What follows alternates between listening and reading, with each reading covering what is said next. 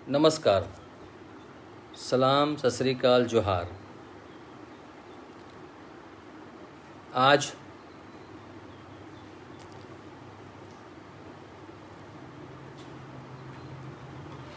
आप लोग के बीच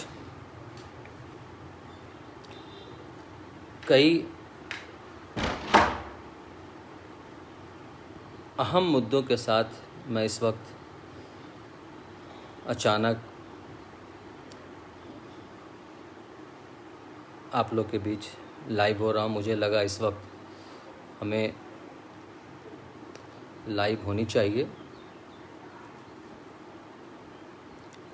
और मैं थोड़ा सा इस वक्त आप लोगों के बीच में कुछ चंद जो अभी देश की हालात है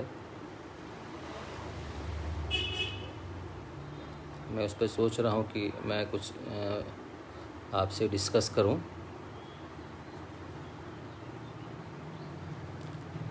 तो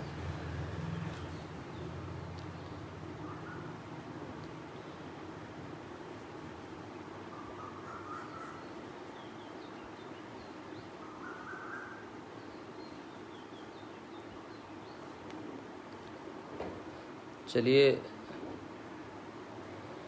सबसे पहले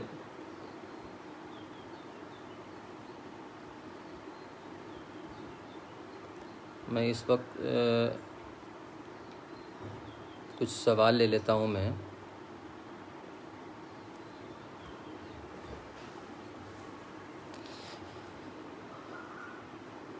आज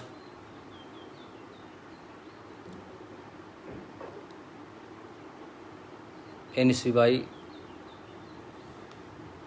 के सभी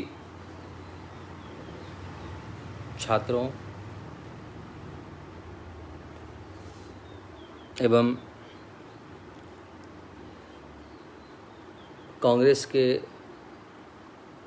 सभी कार्यकर्ता एवं पदाधिकारीगण सबों को तहे दिल से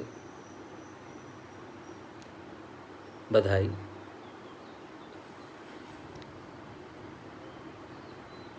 अभी जो मेन टॉपिक इस वक्त है वो है कोरोना। जो सेकंड फेज इस वक्त वापस जो आया है, इसे एक जनरल अंदाज में इसका एक नाम देना चाहूँगा मैं, बहरूपिया कोरोना। आप सोच रहे हो कि ऐसा नाम मैं क्यों दे रहा हूँ। ऐसा नाम मैं इसलिए दे रहा हूँ कि शुरुआत कहाँ से हुई और कैसे हुई, मैं इस पे चर्चा करना चाहूँगा इस वक्त।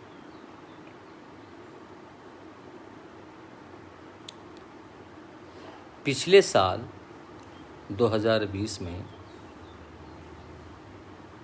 आखिर इस बीमारी को हिंदुस्तान में बढ़ाने वाला और लाने वाला कौन है?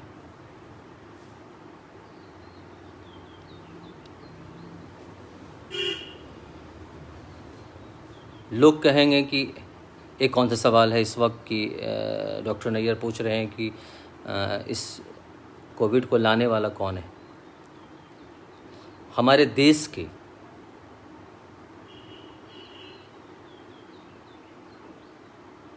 प्रधानमंत्री माननीय श्री नरेंद्र दास मोदी जी, जो उनके चाहने वाले, चाहे वो गोदी मीडिया हो या अंधभक्त भाई बहनों माताएं, जो बिल्कुल उनके खिलाफ सुनना नहीं पसंद करते हैं, मैं उन लोगों से आज रूबरू चंद मिनट आपके इस सोशल मीडिया के माध्यम से मैं इस वक्त बातें करना चाह रहा हूं कि आप खुद ये बताएं, क्या आपको कोरोना से डर है कि नहीं? और अपने आप से सवाल कीजिए कि इसका रफ्तार कब बढ़ा। इसका रफ्तार पिछले साल वेलकम ट्रम्प किसने किया? हमारे मोदी साहब ने। जब पूरे दुनिया में हालात बुरी थी, हर वक्त सोशल मीडिया, न्यूज़ चैनल, अखबार के माध्यम से दिखता था कि कोरोना एक खतरनाक बीमारी है, जानलेवा है, तो उस वक्त इन्हें क्या ज़रूरत था वेलकम ट्रम्प करने का? लाखों की संख्या में इकट्ठा किया, फॉरेन से लेके, विदेश से लेके हिंदुस्तान में लोगों को। आप सोचो कि मैं गलत बोल रहा हूँ क्या? मैं बिल्कुल सही बोल रहा हूँ। लेकिन मामला आता, आप सुनना नहीं चाहते हो मोदी के बारे में। शुरुआत उसी वक्त हुआ और आज जो हाल है इस वक्त, क्या हुआ उस वक्त?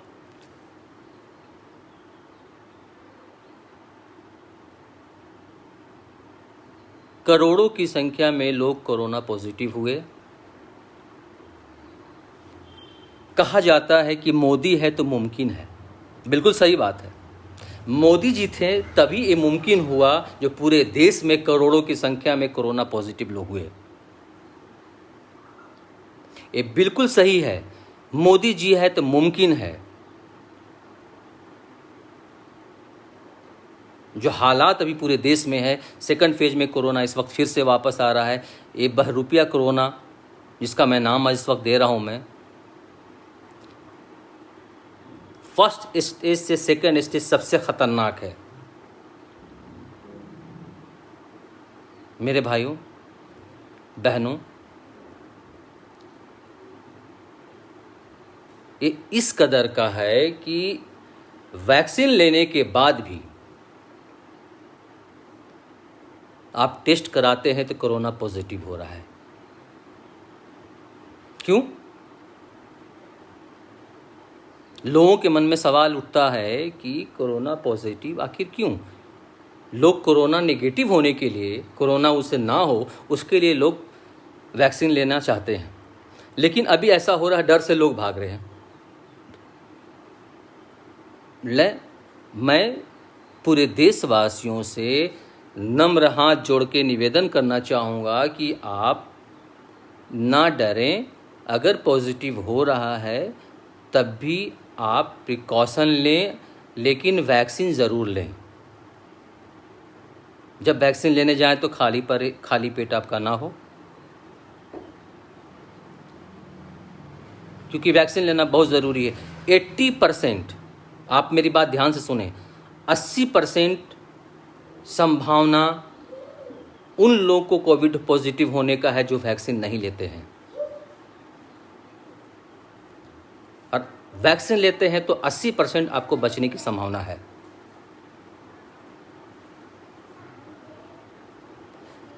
पहले का फर्स्ट स्टेज में आपको उस वक्त सिम्टम खांसी, सर्दी, बुखार, गले में खराश देख करके आता था। अभी वैसा बिल्कुल नहीं आ रहा है कि इन्फ्लुएंजा टाइप बिल्कुल जनरल। उन लोगों को चेतने की ज़रूरत है जिन्हें लंग्स का प्रॉब्लम है, किडनी का, हार्ट का प्रॉब्लम है, उनके लिए ज़्यादा खतरनाक है। ये सडन चॉक कर रहा है। आपको ज़रा भी वक्त आपको नहीं मिलेगा कि आप अपनी इलाज अच्छी से करा सकें। इसीलिए भाइयों, आप वैक्सीन लें, ज़्यादा से ज़्यादा वैक्सीन लें और अपने परिवार को और अपने खुद को बचें। अब आते हैं वैक्सीन लेने की बात। कहाँ से वैक्सीन लेंगे आप? क्योंकि मोदी जी है तो मुमकिन है। भारत की वो कंपनियां जो वैक्सीन बनाया कर रही थी, उसने हाथ खड़ा कर दिया है। क्यों किया भाई? क्योंकि मोदी जी तो मुमकिन है। उसने साफ कह दिया है कि हमारे पास पैसे की कमी हो गई है, मैं वैक्सीन कैसे बनाऊं? अब सोच लो आप, यशस्वी प्रधानमंत्री जी मोदी है तो मुमकिन है।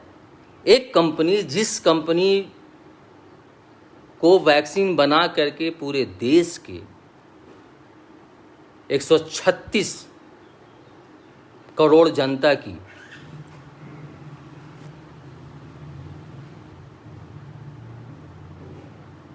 जान की हिफाजत बचनी चाहिए थी, अब उसने मना कर दिया है।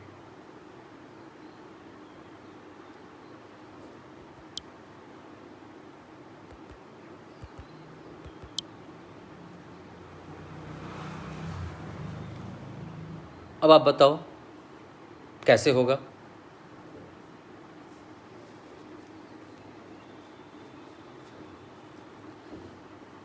तो मोदी जी है तो मुमकिन है। मोदी जी ने साफ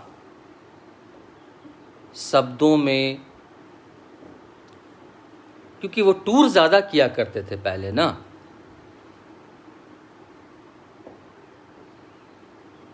लेकिन जो उनकी आदतें हैं वो तो बदलने वाली तो है नहीं।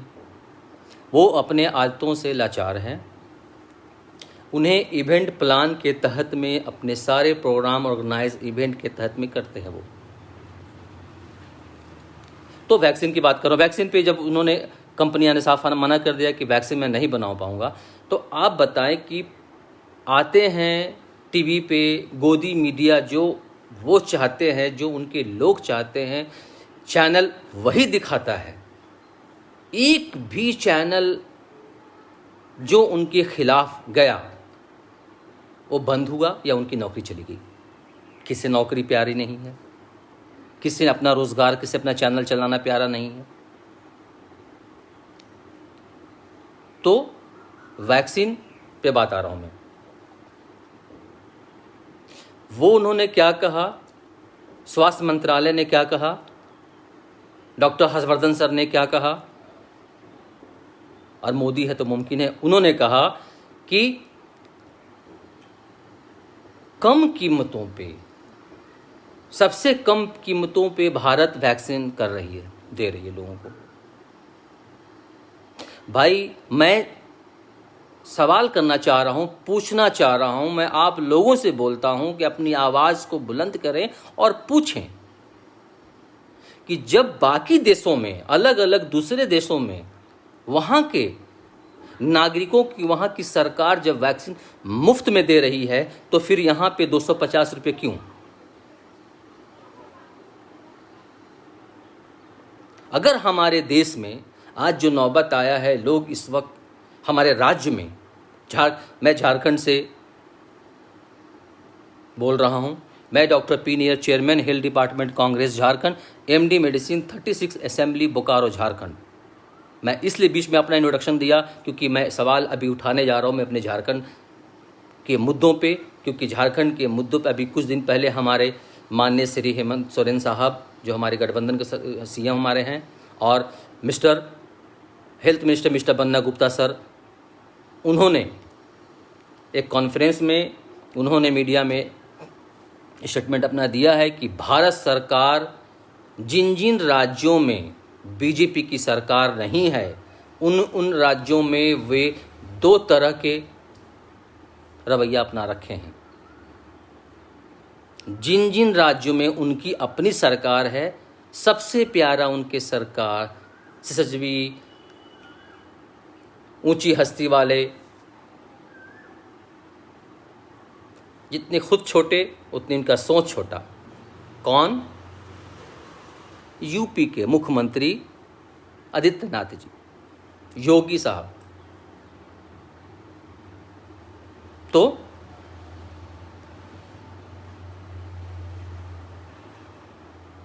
आप ये बताएं, इस वक्त जब हमारे देश में जांच की कमी हो गई है, पहले हमारे राज्य की बात कर रहा हूं, मैं झारखंड की बात कर रहा हूं। झारखंड में जस्ट भी हमारे हेल्थ मिनिस्टर साहब ने बोला है कि हमें किट मुहैया नहीं कराई जा रही है, जिस कारण मैं ज़्यादा से ज़्यादा लोगों की जांच नहीं कर पा रहा हूं। तो अब सबसे पहले किट की बात आ रही है, तो सेकंड में आएंगे ना वैक्सीन के बारे में। तो उन राज्यों में जहां जहां उनकी सरकार नहीं है, उन राज्यों में दो तरफे तरीके से वो देखा कर रहे हैं। जांच मुहैया किट्स वो नहीं दे रहे हैं हमारे झारखंड में, वो वैक्सीन नहीं दे रहे हैं। जागो देशवासियों, जागो, अपनी आवाज को बुलंद करो।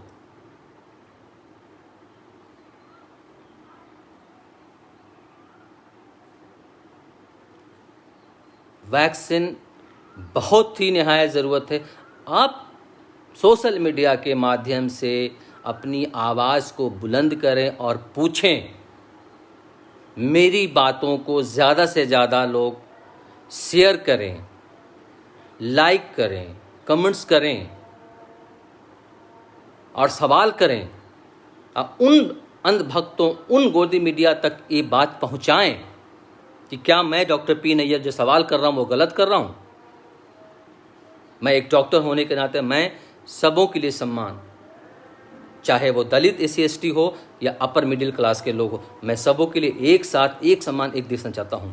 इस वक्त हमारे देश में जब हमारी कंपनी मना कर दी कि मैं वैक्सीन नहीं बना पाऊंगा, हमें पैसे की कमी हो गई है, तो क्या कर्तव्य नहीं बनता है भारत सरकार का कि उन कंपनियों को पैसा दे कि वैक्सीन बना के हमारे लोगों की 136 करोड़ लोगों की जान बच सके।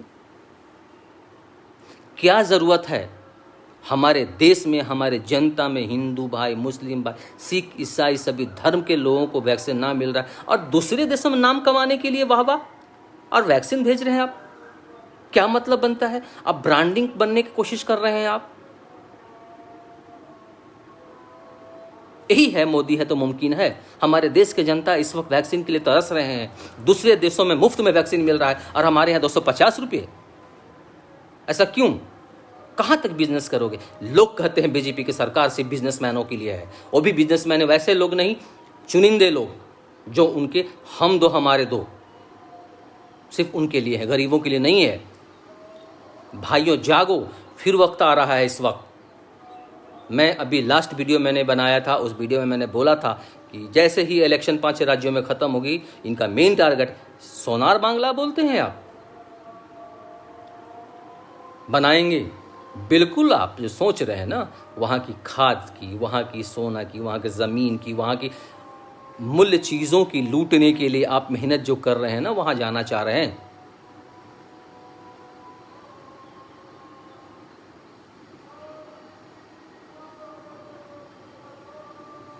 एक भाई हमारे अभी आए हैं लाइन पे, इतने दिन कहाँ थे और ये वैक्सीन मोदी और वाजपेयी हैं, अब वैक्सीन का रोना रो रहे, मोदी सरकार किसी से भेदभाव नहीं करते। बिल्कुल आप सही बोल रहे हैं सुनील साहब, मोदी है तो मुमकिन है।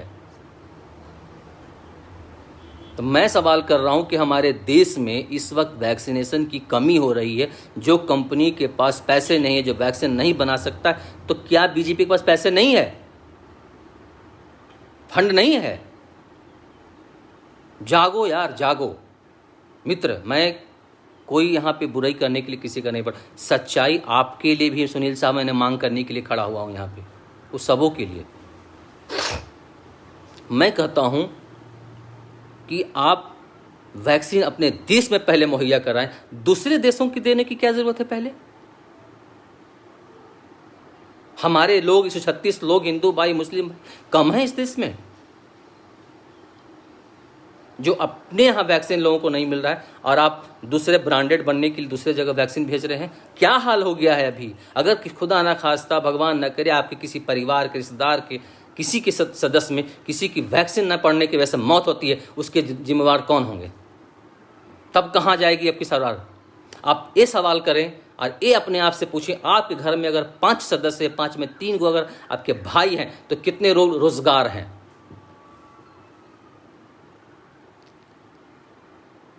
आप बताएं।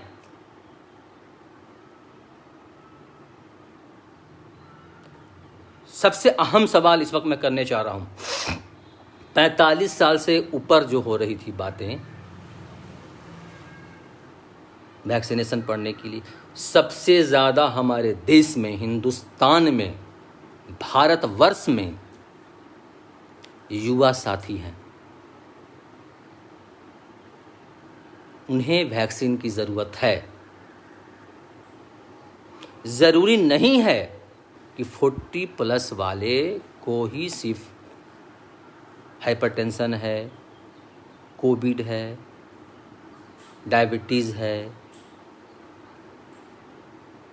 नेफ्रो का प्रॉब्लम है, लंग्स का रेस्पिरेटरी का प्रॉब्लम है लोगों को। क्या 40+ वाले को ब्लड प्रेशर, शुगर नहीं है? लंग्स का प्रॉब्लम, किडनी का प्रॉब्लम, लीवर का प्रॉब्लम उन्हें नहीं है? तो मैं नम्र हाथ जोड़ के निवेदन करना चाहूँगा, और आपसे भी सुनील मोहन ठाकुर साहब, कि आप भी आवाज़ उठाएं। आप जिस संगठन से जुड़े हैं उन संगठन में ही सम्मान के साथ अपनी मांगों को रखें और बोलें कि युवाओं को भी वैक्सीन मुहैया कराया जाए, 45 साल से नीचे वालों को भी। अहम बात यह है कि जब दूसरे देशों में वैक्सीन निःशुल्क में है, बहुत ऐसे देशों में, तो भारत में निःशुल्क क्यों नहीं?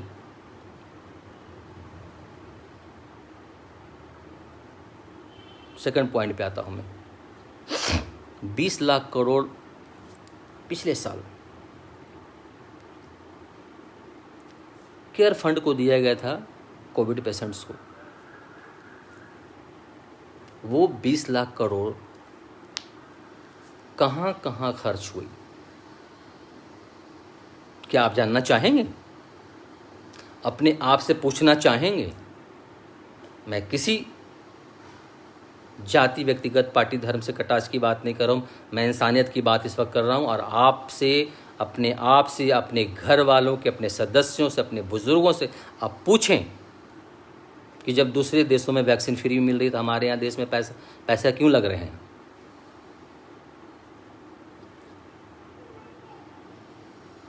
अहम बात आ रही है। मैं एक पॉइंट की बात आपसे करना चाहूँगा कि देखिए, लाल किला, चलिए आते हैं हम पॉइंट पे आते हैं। देश पर कर्ज 5-6 सालों में करीब 30 लाख से ऊपर करोड़ों का कर्ज हो गया है। 54 लाख करोड़ कर्ज बढ़कर 81 लाख, 42-85 लाख करोड़ रुपया करीब कर्ज हो गया है। लाल किला जब गिरवी हुआ, जो उसका पैसा आ रहा है वो कहाँ खर्च हो रहा है? गैस सिलेंडर इतना महंगा हुआ, वो महंगाई का जो पैसा है वो कहाँ खर्च हो रहा है? करोड़ों SC ST OBC को स्कॉलरशिप नहीं मिल पा रही है। क्यों नहीं मिल पा रही है? 6 एयरपोर्ट बेचने जो बिका, उसका पैसा कहाँ गया? रेल स्टेशन बेचे गए, उसके पैसे कहाँ गए? डीजल पेट्रोल महंगा हुआ, उसके पैसे कहाँ गए? 2 करोड़ लोगों की रोजगार गई। टू द पॉइंट, रोजगार। क्या आप, तो ये आप बताओ, आप फिर अपने बच्चों को क्यों पढ़ा रहे हैं?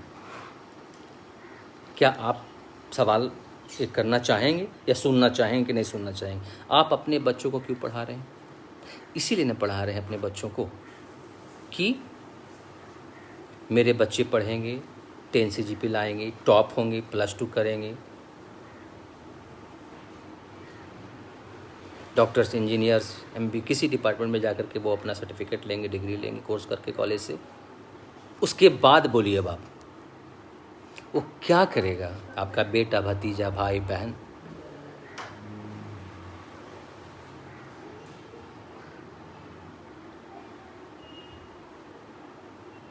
तो छोड़ दो पढ़ाना यार।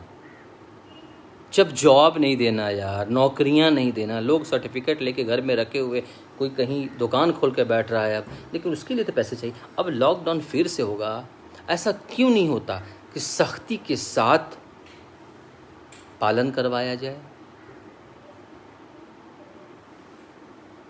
पता है, मैं कभी कभी टीवी भी देख रहा हूँ इस वक्त, अलग अलग स्टेट से लोग वापस फिर अपने घर की तरफ भागे चले जा रहे हैं। क्या देश का हाल हो रखा है।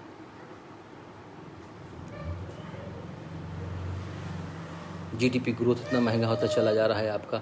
आरबीआई रिजर्व से 28 करोड़ का कहाँ मामला।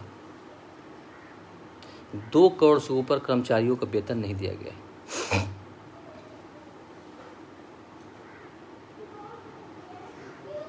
अब बताइए, 2 करोड़ मनरेगा, 3 लाख बीएसएनएल वाले, 20 लाख एमटीएनएल वाले, 20,000 एचएल, 20,000 एयर इंडिया, 20,000 आकाशवाणी। अब 20 लाख करोड़ रुपया आपका जो लास्ट टाइम उन्होंने बोला तो वो कहाँ गया। तो जब सबका पैसा बकाया है लोगों का, लोगों को आप रोज़गार 6 सालों में, सही पूछते हैं कि 70 सालों में लूट लिया, क्या किया, ख़त्म कर दिया। तो 70 सालों में मेरे भाइयों जो बना या जितना भी बना, तो आप क्या उन 6 सालों में उन सबों को बेच देंगे, उन सबों को लीज पे कर देंगे? तो फिर आपका आने का युवाओं को, हर मज़हब के लोग, हिंदू भाई, मुस्लिम भाई, हर मज़हब के लोगों ने आपको जो वोट दिया, हर साल नौकरियां देंगे आप, हर साल रोज़गार देंगे आप, लोगों की भत्ता बढ़ाएंगे आप, महंगाई को कम करेंगे आप, तो फिर आपको आने का मकसद क्या है? इसीलिए लोगों ने वोट दिया था आपको कि आप इन चीज़ों को पूरा करेंगे। तो आप उन 70 सालों का किया हुआ 6 सालों में हर वो चीज़ का आप लीजीकरण, प्राइवेटेशन करके लीज पे दिए जा रहे हैं, बेचे जा रहे हैं, प्राइवेटेशन किए जा रहे हैं। रोज़गार बिल्कुल नहीं। जो सवाल करेगा, जो पूछेगा, वो देशद्रोही। कल आप भी बोलेंगे डॉक्टर नैयर भी देशद्रोही, क्योंकि ये सवाल कर रहा है। मैं करूँगा, मैं ज़रूर करूँगा सवाल, हमारा मौलिक अधिकार है। अब मैं आपसे भी बोलूँगा, अपनी आवाज़ को उठाएं। ठीक है, आप, मैं ये नहीं बोलता हूँ कि आप उन पार्टी को सेलेक्ट नहीं करें, उनको वोट ना दें, अलग, लेकिन अपनी बातों को, अपनी आवाज़ों को, जो मैं कह रहा हूँ इसमें ज़रा भी सच्चाई है, आप माने। मैं समझ रहा हूँ आप घुट घुट के जी रहे हो, अब मैं क्या करूँ। बहुत ऐसे मेरे मित्र हैं, बोलते हैं कि मैंने वोट दिया था मोदी जी को, डॉक्टर नैयर, लेकिन ये सोच के नहीं दिया था कि मैं बेरोज़गार हो जाऊंगा, मैं ये सोच के नहीं दिया था कि महंगाई इतनी बढ़ जाएगी, मैं ये सोच के नहीं दिया था। काला धन लगा था कांग्रेस के वक्त, काला धन। चलो ठीक है भाई, सरकार में आए काला धन, योगी जी, राम बाबा, लोग आए लेकर के काला धन, तो कहाँ गया काला धन? तो जब काला धन आया है जो 70 सालों में लोगों ने जमा किया था, तो उस काला धन के पैसों से हमारे आम जनता, सभी मज़हब के भाइयों को वो धन मिल जाना चाहिए था। तो फिर क्यों कर्जे में देश, महंगाई चरम पे? तो 6 साल में आप ये बताएं कि सिर्फ राष्ट्रभक्त। तो चलिए, मैं भी बोलता हूँ मैं राष्ट्रभक्त हूँ। अगर मुझे रोटी मिल जाता है, मेरे परिवार को खाना मिल जाता है, मेरे परिवार को, मेरे बच्चों को दवाइयाँ अगर मिल जाती है, मेरे बूढ़े बाप माँ को पेंशन में कटौती नहीं होती है, तो मैं सब कुछ छोड़ करके सिर्फ दिन भर मैं राष्ट्रभक्त करते रहूँगा। तो क्या राष्ट्रभक्त करने से मोदी हो जाएगा क्या? जब तक आप कमाओगे नहीं अपने अपने बच्चों को। एक बार सोचो यार, आपके बच्चे, यार महीने पूरे होते, स्कूल से मैसेज आता है फीस, तो मोदी जी कहने से, राष्ट्रभक्त कहने से फीस जमा हो जाएगा बच्चों का स्कूल का।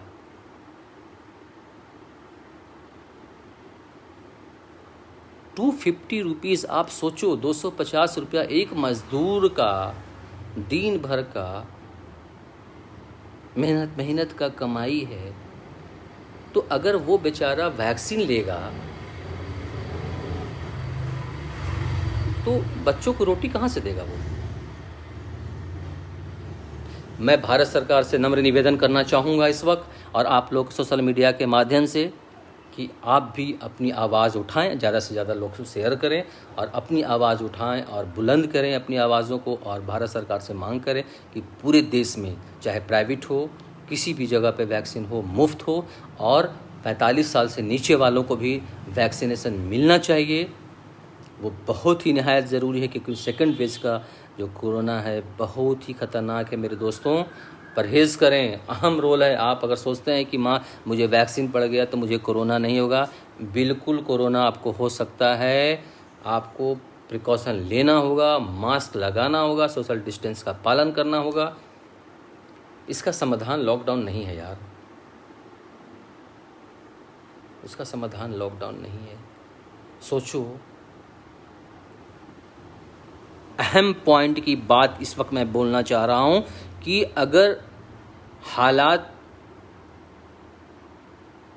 महाराष्ट्र का देखने से मालूम हो रहा था, छत्तीसगढ़ का देखने से मालूम हो रहा था कि कोविड पॉजिटिव की संख्या क्यों हो रही थी, इसलिए हो रही थी कि उन्होंने ज़्यादा से ज़्यादा लोगों की जांच किया। तो अगर ज़्यादा पॉजिटिव होने लगा था तो इलेक्शन आप कुछ महीनों के बाद करते हैं यार।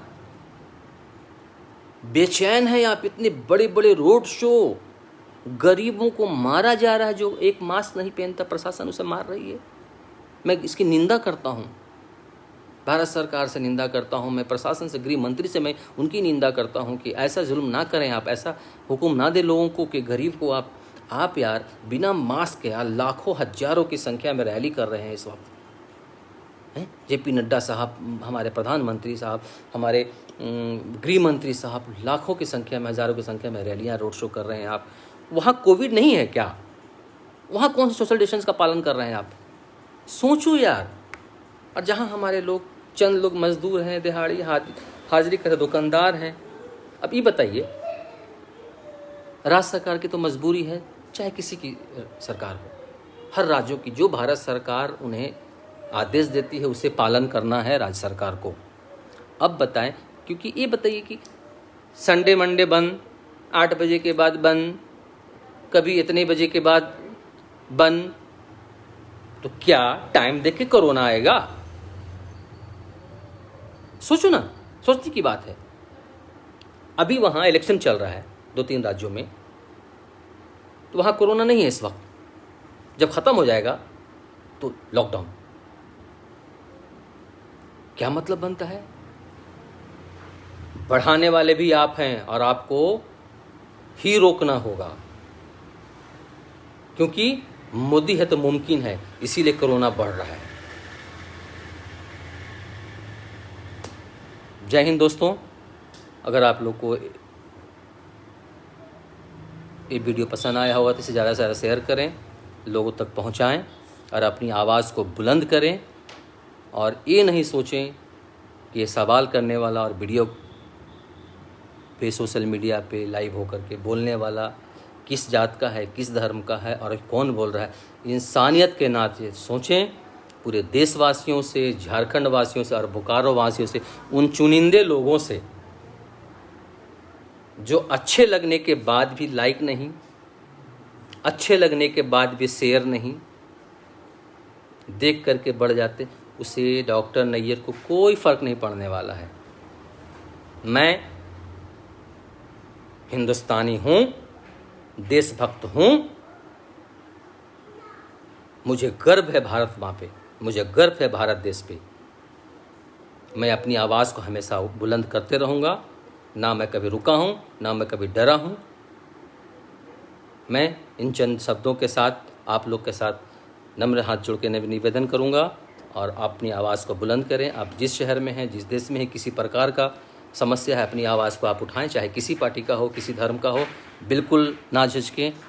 क्योंकि मैं भी ये नहीं सोचता हूँ कि मैं किस पार्टी से बिलोंग करता हूँ। जो सच्चाई है उसकी आवाज़ मैं उठाऊँगा, चाहे वो किसी और जगह का हो। मैं इन्हीं चंद शब्दों के साथ